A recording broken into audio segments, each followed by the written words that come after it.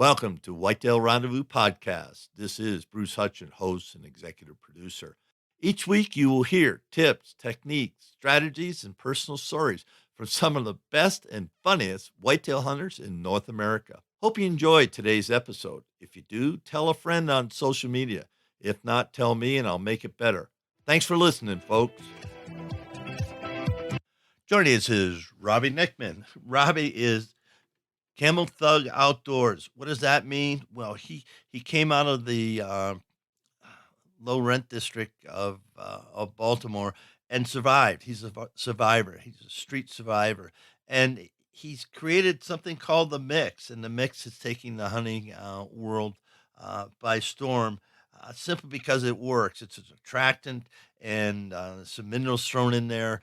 But more than that, if you read all the testimonials, the Mix will get you pictures, says Dave Cagle. And pictures are what we need to take inventory of what's on our ground, and the Mix does that for them. And we've used the Mix in parts of Wisconsin, and I can tell you, I call them the popsicles. They work. They're an attractant that the deer love. They pick up the scent and they come and they just hammer them. And so if you got trail cameras by them, they work. So make sure you can use it in your area. But if you can, try out the Mix, and you can find Robbie on Facebook and get all his information. But he's going to share who he is, what he does, how he hunts suburban deer in the state of Maryland, and how he closes the deal each fall. Sit back, relax, and enjoy Robbie Knickman from The Mix. Hey, folks, Bruce Hutchin, host of Whitetail Rendezvous. I'm heading out to PA, and Robbie Knickman, and Robbie's a good friend. This is third or fourth time on the show. I don't know, but he is the creator. Well, he and his daughter are the creator of The Mix. Robbie, welcome to the show. Thank you, Bruce. Glad to be here again, buddy. It's always a pleasure. Yeah, the pleasure's all mine. I'm glad you're there. Last night, folks, the tornado went through their neighborhood. So how's that coming out, Robbie? A lot of trees are down, a lot of wood chipping. We're going to have a chainsaw party tomorrow. But it was not a lot of devastation. There's just a lot of trees down. Some people got roofs ripped off. But besides that, nobody got injured, thank God. So it's just a lot of mess with the trees and stuff, debris everywhere, stuff like that. Just basic all cleanup, which I hate. Yeah, this is September 5th. The storm held. We're doing the show on September 6th. And so Robbie created, and he and his daughter created something called the Mix. Now, Robbie, let's go back and let the listeners know what the heck the Mix is, and we'll unpack it from there. Basically what the Mix is what I call an unorthodox deer attraction. I started out with just a regular Mix, which is a regular deer attraction, which is Kai took some stuff to the woods one day, put it out in front of a camera next to my deer feeders, and we got pictures of deer hitting that, and they never touched my feeders. So like I said, I made some phone calls. Believe it or not, I talked to Doug Roberts a lot. Almost every day I talked to Doug from Conquest Scent. I talked to his son Talon a lot. And they basically gave me the rundown on the deer's nose, their nutrient factor, what they like, the mineral context. So I had the Mix out for a while. Then I came out with the Mega Mix, which is the Mix mixed in with a bunch of mineral and nutrients. We got that out. That's doing really good. Now I've got my third product out. It's called the Super Mix. Super Mix is all powder form. There's no clumps. Everything's powder. 3 times the mineral, 3 times the nutrients of the Mega Mix. And probably March 4th, I'll be bringing out a new product. I ain't named it yet because I have someone help me out, but we can't say who this person is because if people find out who it is, he can lose a lot of sponsors and stuff. But he gets to name it. That'll be out in March. And this product there's no mix whatsoever in a new product coming out in March. The new product coming out is March. It's going to be basically for antler growth and body nutrients for an early season. That's all this product's going to be good for. But when it comes to hunting season, though, you want to pull big deer in, and it's already been proven now going on 2 years. You start putting the Mega Mix or the Super Mix out, you're going to pull the deer in your spot, and you're going to hold them. They're not going to leave. Cause I'm telling you, once the deer get a taste of that stuff, they're hooked. It's like, I think you, Bruce, were the one who didn't name the deer crack. Now, everybody calls it that now because, like I said, come back digging a hole for it constantly every day. One guy put it on the log. It was like 4 foot high, I think. I think the log's down to about a foot high now. But then he kept dumping the mix on it, and the deer were just destroying the log, digging around it. He got holes underneath of it. So for being something weird or something unorthodox, it works great. And believe it or not, like I tell people, man, my product works for everything. It works with the big and J stuff. It works with the happy herd. It works with the big time. So if you guys are using any of that kind of product, you add the mix into it, and I guarantee you're going to you're going to entice more deer in your net. And I'll give you a prime example. And you guys can go on Facebook. My buddy Dave Haler is one of my newest field staffs. He's been hunting the spot for 25 years. This is his first year using the mix all year. And the deer he got on his property now, he called and thanks me every day because he ain't never had deer this big, 10 to 15 bucks in each picture, but they're huge. I mean, huge. And I think some of them bucks are going 140, 150 for feeding on the mix. He has pictures of fawns. The fawns are so healthy, they're almost bigger than their mothers already from eating on the mix all summer. I mean, it's just pretty wild, man. Actually, this year I'm really busy, and believe it or not, with only me doing it, it takes a toll on me. But I like doing it because I knew I was getting into when I first, got into this business. But seeing all the results from the people who's been using the mix for a year or two now, and seeing how big their deer got in it, it's just crazy. Especially one he calls Bullwinkle. That thing looks like a freaking elk. That's how big it is. I mean, when he shows the pictures on my page, on my Camel Thug Outdoors group page on Facebook, his rack takes up the whole picture. I mean, his G1, G2s are about between 14 and 16 inches high. I mean, the deer is massive. And he said he ain't never had deer this big on this spot, and he's been hunting this spot for 25 years. I mean, it's just crazy, man. It's What not about those crazy in a bad popsicles? You still got those way. popsicles? Believe it or not, a lot of people with the deer pops are getting them for bears. Bears are tearing them up. So are the deer. B&B Outdoors, my buddy Edward, he got 6 of them. He hung them out. They were gone in 2 days. The deer just hammered them. I mean, he had pictures of 2 or 3 deer on it, butting it all at one time. They only lasted, I think, 3 days tops, and he bought 8 of them. He just ordered 10 more. So the deer pops are still going good. But so far, since everybody wants big racks, everybody's been ordering a lot of the Mega Mix and Super Mix. It's like I said, the super mix has got 3 times the mineral, 3 times the nutrients. So the deer get a lot of nutrients. And I've been trying to stress lately in the hunting industry that you got to take care of your deer because I noticed after deer season, people stop feeding their deer. Okay, well, hunting season done. I'm done feeding the deer. So I'm trying to stress and educate people because I've been doing a lot of research. Is the first winter is the hardest on the fawns. If you don't keep food out there for your deer, none of them fawns ain't gonna make it because they're not strong enough. That's why I keep telling people you can take a bag of corn, take one of my 3 pound bags a week, throw 50 pounds of corn out, dump my 3 pound bag of mix on top of it. Then deer got food, then deer got nutrients, and a lot of them fawns going to survive, especially if you have a harsh winter. Because everybody knows most fawns don't survive if you have a real harsh winter, they die because not enough food and everything else. So I've been trying to stress that a lot lately about, even though deer season ends, continue to feed your deer. Take care of your herd. Because I know I have. I didn't hunt my spot all last year. And my buddy Starling went up there on his tractor the other day. We put out, the week before, me and Kaka put out crap, I mean buckets full of the mix.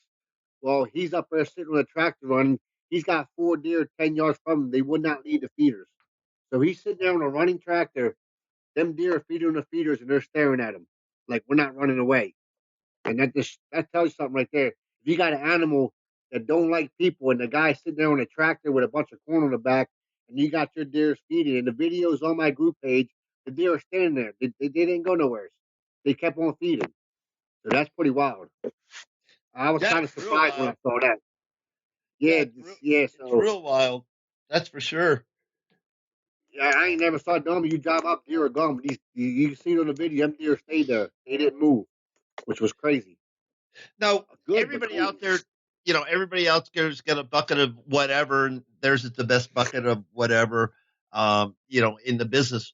Why is it important, to feed these deer? You kind of mentioned to it about the fawns, in their first winter, but overall, why does this mineral, food, and attraction all make a difference for the deer herd?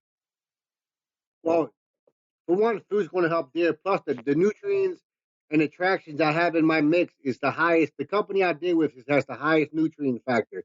Deer's got to have nutrients. Like even when the winter, because when a buck, buck goes in rut, he loses what between 30 and 40, 50, sometimes more than that percent of his body weight from rutting. Well, he's going to need nutrients. And like I said, my mix not only is it like a I don't know, like their snacks has also got the nutrients and the vitamins they need to, help their immune system, give them more energy, help them, heal off from the rut. Because a lot of times, regular corn, they'll eat corn, yes, to survive, but then again, that corn's not putting nutrients in the deer. It's not giving the deer no vitamins, and that's what I basically keyed my super and mega mix on. Is I did some research on a good mineral, a good nutrient, and other vitamins that I put in there that I did research on. It's all in the bag and it's going to help them deer. It's going to help their immune system. It's going to put weight on them. It's going to help them, heal up quicker from the rut. It's going to help them doe survive. It's going to give them all food. It's just the nutrients. And this stuff's freaking awesome. And I'm not going to be honest. I was kind of nervous at first bringing it out because, yeah, I talked to this person, that person. They told me this. They told me that. So I put it all in a bag. I tested it myself first. When I brought it out, I was kind of nervous. I'm thinking to myself, well, are people going to see the same results I have? Are they going to see their deer get as big as my deer are down in Maryland where I hunt? And I started marketing. I started getting feedback. I started getting results. I think I only had one guy told me it molded up on him, which I don't believe that because I put out a 20-pound bag of super mix before we had our big snow back in January. Snow covered it up. I went in there 3 days later because I hunt right behind my shop also. I walked in there. Now we got 4 inches of snow. You can see where the deer dug to get to the super mix. None of that was molded. None of it was all good to go. Because the good thing with the super mix, with it being powder form, even the mega mix, if it gets wet, it's going to sink that mineral, as everybody knows, into the ground. That mineral is going to seep into the ground because we have pictures of deer eating dirt, deer eating logs from the mineral, soaking into it. But nutrients in a deer is very important, and that's what I've been trying to stress with people. Make sure, I mean, even if you don't use my mix, you're using something else. And like I said, people often ask me, how come you never say you got the number one or the best thing on the product on the market? You'll never hear me say that because I don't think I do. I think I have one of the best on the market right now, but you'll never hear me say my stuff's number one. My stuff's the best on the market. Don't use this. Don't do that. I tell all my guys, if you find something else that works with the mix, use it. Or if you're using the mix, or if you're using something else, you want to throw the mix in, throw it in. But you'll never hear me say I got the number one product on the market because I won't do that because there's so much stuff out there, and for a fact, Bruce, there's all kind of stuff out there that's probably 20 times better than mine. But the good part is of me being just how I am, man. Use it, mix it in with whatever you're using, and see results. Like when people ask me, Robbie, I heard the mix does this, the mix does that. What can I do to see the results? I said, look, I'll send you a bag.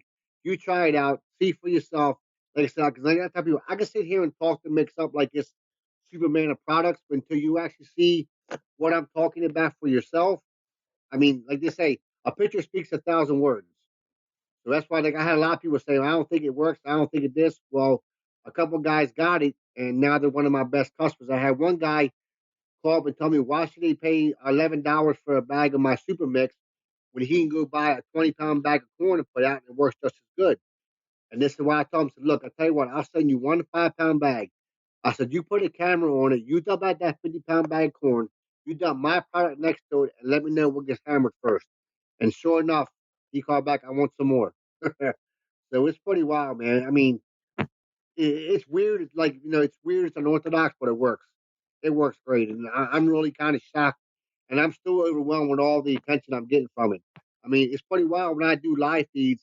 I got guys from TV shows chiming in. Colin from Conquest Sense, he's always on my live feeds. And that says something about it when they do that. I'm actually going to Michigan soon to tour to visit Doug Roberts from Conquest Sense and tour the farm with him. The Pigman tried to mix. The Ted Nugent tried to mix. So I mean, that's pretty wild when you got people like that. Hey, send me a couple bags. Let me check it out.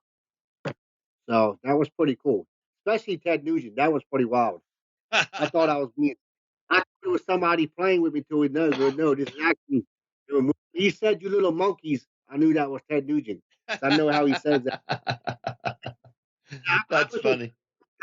was at the Sportsman show, And we walked over to Jim Shockey's booth, and I swear on the Bible, this is what the guy told me. Jim wasn't there that day because he had to fly home. But he said Jim knows who I am, and I swear to God, this what he said. He goes, he watches your live feeds. He knows about the mix. They had Kakai was there. He goes, is this the Kakai's name on my page is the boss lady, as you know. We all Yeah. call her. He had a hat for her. He had a T-shirt. They gave her a video, all from Jim Shockey. That made that little girl's day.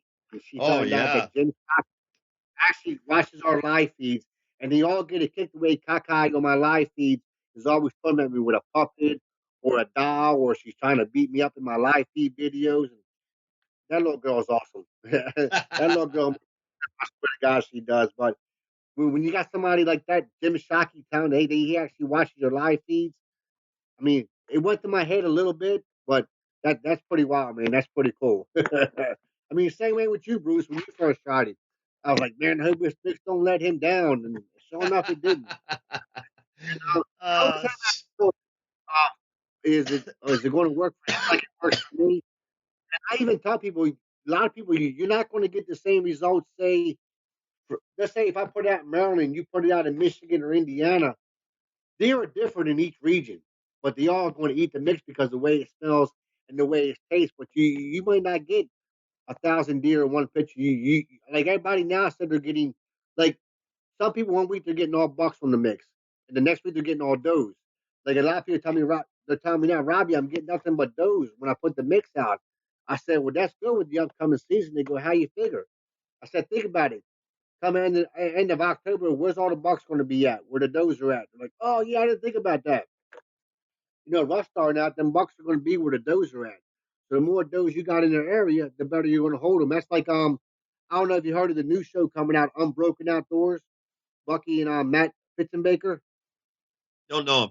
Well, they're good guys too, man. They've been giving me a lot of pointer on like as far as doing videos because I'm this will be my first year trying to film, and I'm kind of nervous about it. But they've You'll been giving do me a lot of fine. pointers. You'll do fine. But yeah, so like I said, man, it's going to be a good year because I have a 28-person field staff team. They all been posting pictures every week of the mix. They go check their cameras every week. I mean, I'm actually got sponsors here. I got Prime One Camo, Ultra Pro X Cam. I got Element Custom Sense, which Element Custom Sense is. I'm telling you, I love this stuff. Every deer I shot last year, the wind was in my face. These deer came up behind me, never once smelled me. They have a soap, the apple cedar soap. Um, now, as you know too, Bruce, when you use some soaps, you wash and your skin feels all dried out and crackly.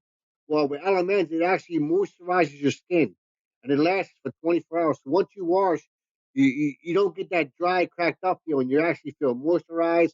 Your skin's soft. You're not feeling like you just went through a sauna or something like that. But I got to give it a big props to Element Custom Sense, Lloyd, because like I said, I hunted behind my shop last year for the first time, and it was almost the last day I had a doe. No, a week before the last day. I'm sorry. I had the biggest doe I ever seen in my life come in. Well, I ended up hitting her front side because she wouldn't turn. And when I walked up to this doe, Bruce, I ain't never seen a doe this freaking big. After I dressed her out, she was 176 pounds. Doe. Jeez. That's a big And the bad part is I had one, and this is no bull. I had one come in there before her, bigger than her, but I couldn't get a shot because he stayed in the thickest. And I'm sitting there, and I was like, "Oh man, watch that!" And the wind was in my face, right behind me. So I sit down and I go, "Dang!" And I happen to look over my right shoulder, and I'm like, and I look up and I saw two deer go behind me. So I easily turned to my left, and sure enough, this doe came off 15 yards right behind me with the wind right in my face. Walked up, never once smelled me. She stopped staring at me. I was up high, but she was staring in my direction. She wouldn't turn, so I put her right in the old brisker. She went about 20 yards and dropped. But I have never seen a doe that big in my life. If you go with body size, that's the biggest deer I ever shot, as far as body size wise. But she yeah. was huge. It took me and another guy. I tried dragging her out, and I couldn't do it by myself. That's how big she was. Because I had to drag her over a stream. So I ended up calling a buddy from work. Hey, come back to the yard, and I got a deer for you. Because they got this new law now that if I shoot deer in Maryland, I can't bring them over the PA line. You Really? got to have them. Well, it's because of that EHD and all that. That chronic wasting disease and all that. Yeah. Yeah.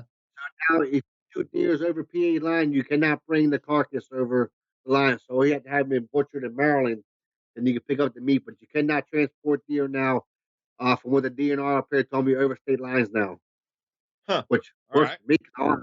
I don't hunt PA that much. I hunt Maryland. Our season starts Friday, and I can't wait. I'm fired up. I How big a got all land do my you stuff. how big a land do you have? The behind my work is about 3 acres, but it butts up to a bunch of woods. And down the spot that were all my big deer, and I mean, Bruce, I had big deer. I didn't hunt my spot all last year because they were building another warehouse on top of the hill. Actually, somebody came down and stole one of our cameras. And lucky we had an old camera watching that camera, so I had to go up there and be a little rude to the project manager. But I got my camera back. Then now we got locks on them, but it's 3 acres. It butts up to a 6 acre piece of woods. And the good part is I'm the only one that hunts back there. Well, me and my one field staff, Sterling, we're the only ones that back there. And like I said, I got one deer. I started putting out the mega mix, and he showed up the end of last hunting season. I had never seen a deer down in this part of Maryland this big. I nicknamed the hog. And from what I can tell this year, he's a 12 point with a drop tine. And I think his G1s or G2s are about maybe between 18, 19 inches high. He's big. Jeez. He's a big deer. Seen a deer. Well, you see deer like that in the Eastern Shore. I have never seen a deer like this. And the bad part is, Arundel Mills Mall in the casino is 3 miles down the road. And but the cool part is, I have a big 6 pointer in my wall in there. His G1, G2s are 16 inches long. He's 2.5 foot wide. Well, I shot that deer 2 miles from where I'm hunting at now. So I don't know what they were eating back there before I put the mix out, but he big. But the deer I got running around there now from eating the mix, and like I said, I fed him all last year. We didn't hunt back there.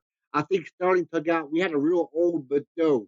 I mean, her face was, and you guys know after certain years, a doe stops breeding, she becomes a grocery store. So she's got to go. She's not doing your herd any good. And I've been stressing also a lot of the doe and the buck to doe ratio too. You got to keep that buck to doe ratio even. But he took her out.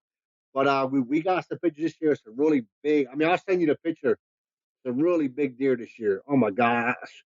When I sit there and I say, "Oh my God, holy," well, the S word, that's a big deer for me. Houses. The nearest house to me is about 100 and I think 140 yards away from me. But we're only allowed to use bows back there.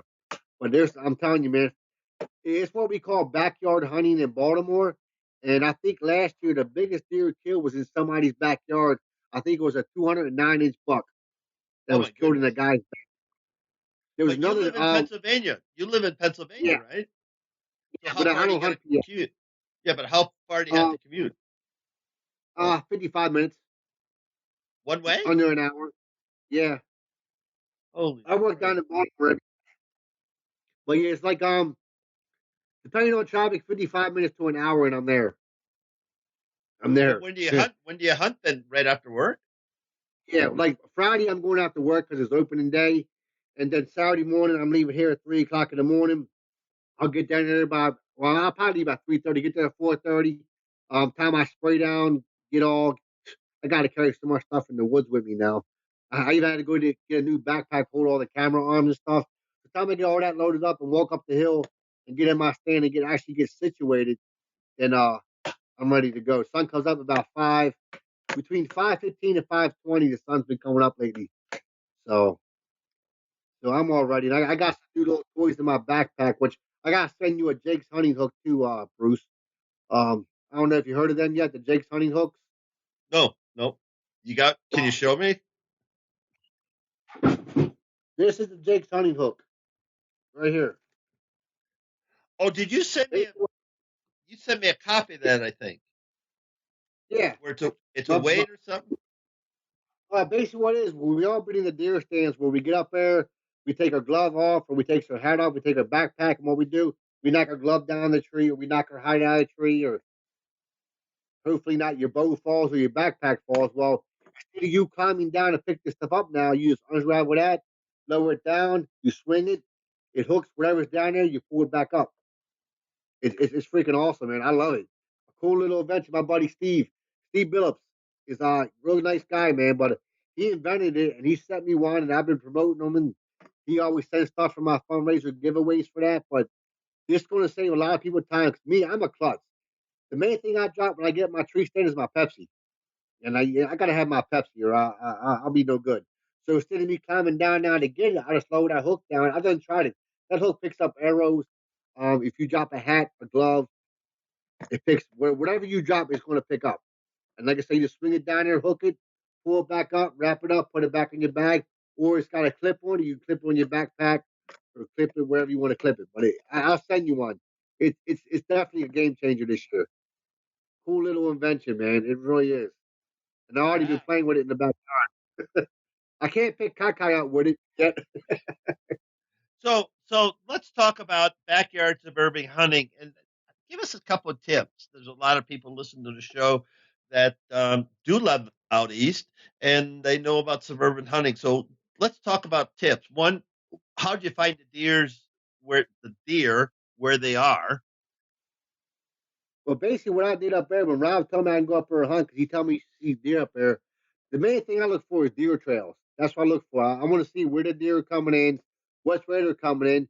Well, I noticed when you walk up his driveway, well, it's got a dirt road goes up the top of the hill. He's got an opening. So what I did is I walked up to the opening. I looked around. I looked for deer sign for deer, deer droppings. I looked for rubs.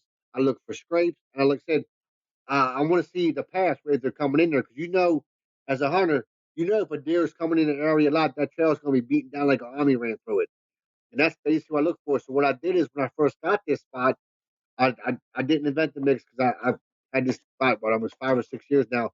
I just started putting corn out, and I was using that donkey corn, believe it or not, and I put that out. I started putting cameras on it, and we started getting deer in the area. And I think every year I hunted there, I killed a deer. And now, ever since I got the mix going on, we've been feeding the mix. But I think for the biggest thing for suburban, I can say is the most important is make sure that it's legal back there and make sure you're not within any 100 yards of any house, regardless. That's the biggest thing. 'Cause I know a lot of people, there's a couple of spots I want to hunt down there, but I can't because there's like houses every 50 feet. But the deer run through there. To me, I since we're knocking down all these woods and we're building all these houses and we're building factories, we're actually taking the deer's habitat and we're forcing them to live in our backyards. I mean, they got nowhere else to go. I mean, if you notice, every time they build a building or a warehouse, I noticed myself lately is you start seeing more deer dead in the road. You start getting more human to deer car crashes in local neighborhood. You got more like last year alone, Steve, coming home, I ran into three different times I were hit by a car and still alive. And I think I don't know if you've seen a couple of my live feeds. I actually called the cops and stayed there until the cops came and put them down because they're on the side of the road. One was in the road just flopping around still alive. So I went over there and drug her out. I actually hit a deer 3 months ago going to work. I got called in one night. I'm going down the road. This deer came out of nowhere and gave my work truck a new bumper. you know, but like I said, for suburban hunting, I would suggest look for droppings, look for deer signs. Try to stay away from the bedding areas. I made that mistake already. And just make sure all the neighbors know. Because I had the good part where I hunt at now is Rob let all the neighbors know that I'm back there. So I actually had a deer last year I killed. It ran and died in some guy's backyard in front of his kids. Which that guy was cool about it, but he knew it. He goes, "You must be Robbie." I said, "Yes, sir." He goes, "Yeah, Rob told us you were back there, so we don't mind." He goes, "Can I ask you a question?" I'm like, "Yeah, sure." I said, "What's up?" He goes, "What are you gonna do with that deer?" I said, "Why? You want it?" He said, "Yes." All right, well, let me drag it in the woods. Do what I gotta do to it. I'll drag it out and throw it in your truck. So, but like I said, man, let your neighbors know you're back there. Make sure you got permission. Keep a permission slip in your backpack, regardless. I mean, I have yet ran into the DNR where I hunt at, but you never know. There's always that first time. And if you're going to hunt, take care of the property. Keep it clean. Don't leave your trash up there, and keep your feeders out. Keep them filled. Keep your deer fed. But the biggest thing is look for sign because I have people actually take the mix. excuse me, put it in the areas they never had deer before, and now they got deer all in there because of the mix. So, and I actually had Tommy Cook, another guy. He had a deer he called the mix buck. Well, he put the mix out. You guys can go on Tommy Cook page and ask me. So I'm not lying. He put it in one area, this deer killed it. I mean, just came in and destroyed it. Well, so Tommy started messing with this buck. He put the mix a mile away and had pictures of the same deer coming into it. He put it in a mile the other direction, had the same picture of another deer, the same deer coming into the mix. Well, his dad ended up harvesting that deer last year, but that deer was going around looking for the mix. Same thing with Dave Holler down there in Indiana, when I said Bullwinkle. He's got Bullwinkle on all four of his mix sites coming in eating the mix. And there's a couple of them. I think a couple of deer were fighting over it. Bears been eating it. There's a video on my page of two bear cubs fighting over the mix. That was pretty cool. Them bear cubs are rough. So we got a lot of bears eating the mix now too. So I even got pictures of coyotes and everything else eating it, which is crazy. Now, how do I decide where to put the mix up to get the one attract the deer and then hold the deer? The best thing to do is, you like I said, my stuff works in gravity feeders. I tell people, if you want to get the mix in your area, and say you got a feeder, pour the mix around your feeder first. Let the deer know there's something different there. Put out for the first 2 or 3 weeks, like I tell people, man, keep the mix outside your feeders. That way you can see for yourself how the deer are coming in. And if you have two feeders, alternate the mix so you can see for yourself that the mix is working. Like 1 week, put it by the feeder on the right. If you got like I got two feeders, one on each tree, about 5 foot apart. And the next week, put it on the other feeder so you can actually see where the deer are going to pass that feeder to get to the mix and vice versa. After 2 or 3 weeks of doing this, you're seeing the deer on your mix more and more. Then start dumping it in your feeders. Because what I suggest people, a lot of guys want 5 gallon buckets of the mix, which is very expensive to, excuse me, distill because it's weight. So what I found out you can do is to save yourself some time, and people say I'm crazy for saying this. The money is when you order, if you order 2 5 pound bags of mix in a week, you can take 2 bags of corn and take that mix, them that total of 10 pound mix, turn it into 80 pounds. Now, what you want to do is, like I tell people, is you take a bucket in the woods with you with your mix and your corn.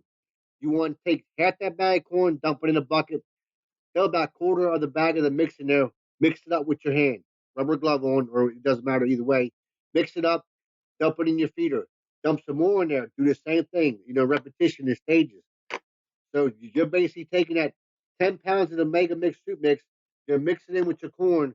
That smell and all that other stuff is getting coated on that corn because all the powder and stuff in there from the mineral and stuff like that. So basically, you're taking 2 40 pound bag of corn and you're turning both of them bags of corn into the mix because you're mixing it with the mix. You're dumping it in your feeders because you put out that 10 pounds of mix, it's going to be gone in one night. I had a guy buy 2 5 gallon buckets gone in one day. He dumped it out. The deer, once they start eating it, they don't leave it. So, like I said, people say I'm crazy for saying this, like I'm shooting myself in the foot. But if you take a bag of corn in your spot with you, an empty bucket, do the stages. Pour some corn, pour a little bit of mix it up. Pour some more corn in, put the mix it up. That way, that mix is going to last you a little bit longer. And like I say, it's probably crazy for me saying that, but to me, yeah, I want to make money doing this to cover my costs. But then again, I didn't start Camel Thug Outdoors in the mix for money. I didn't start to be famous. I didn't start it to be, oh, I'm Mr. This and that. I mean, my nickname's now the Mix Man. Everybody calls me the Mix Man. I started this because, for one, my daughter likes it. My daughter's my world. And I get to spend so much more time with her in the woods. And to have her involved in hunting with me, she has her own bow now.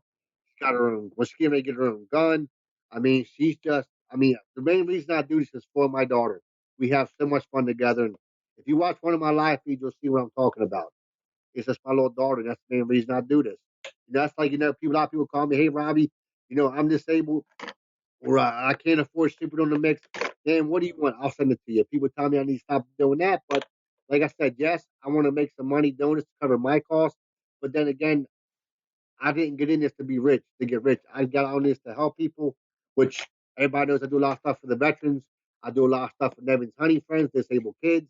When Kakai's appendix broke 3 months ago, her appendix broke. She had to have surgery, emergency surgery, because they broke that night. Well, they transferred up to Hershey Medical Center, the Children's Hospital. I have never seen a ward take so much pride and devotion into one kid. And it's like that hospital actually cares about what they're doing.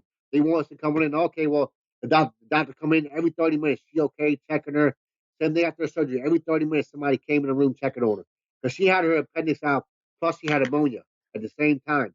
And now the new fundraiser I'm doing for that medical center to raise money, which is a fundraiser giveaway. Already got a bow for first prize. I got all kind of stuff.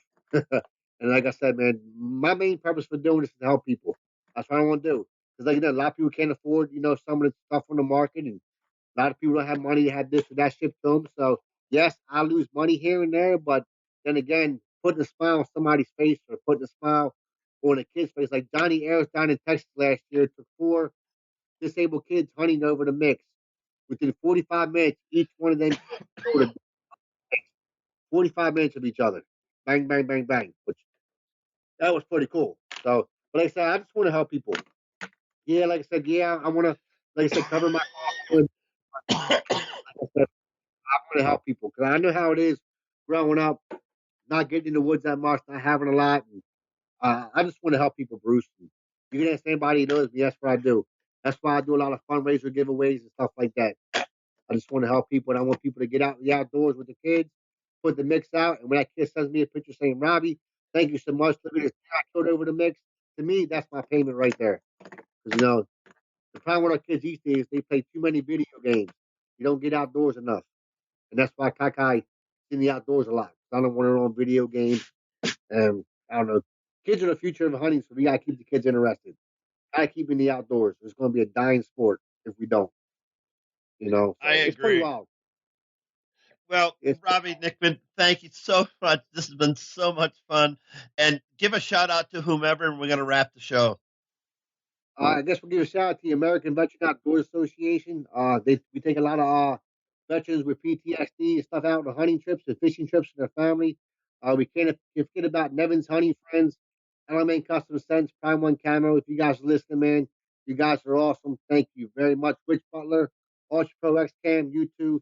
And we can't forget my buddy Nick Ambrosius Steady Form. Because of Nick, my bow's shooting 100% better with that Steady Form. And if you ain't got a Steady Form in your bow, guys, get a Steady Form, put on your bow.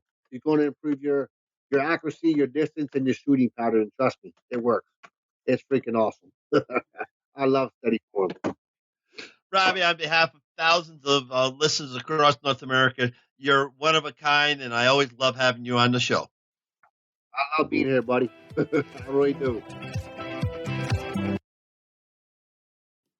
We're heading out to Iowa, to the home of the Giants. Yes, everybody knows Iowa has some giant bucks. Well, Nate Keeney is going to tell us all about how a young man who's working on a farm, no, he doesn't own it, but he's working 2,000 acres, and that's his job. And so he's able to have a couple of honey holes on that land. Plus, he's got some other honey holes through his joining up with Extreme Element Outdoors. And those guys are putting together a great team in central Iowa, and you'll be hearing more from them. I've got Chris Enright coming up next week on the show, and he's going to talk about Extreme Element Outdoors. But back to Nate. Nate's just a gung-ho young man that loves hunting whitetails. If he isn't working, he's sleeping or hunting whitetails. Well, he's eating too.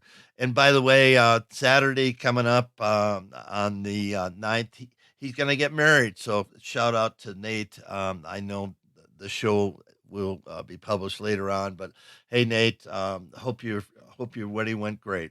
So having said that, Nate Keeney is going to bring some keys to why he's a successful hunter. 1, scent control. 2, stand placement.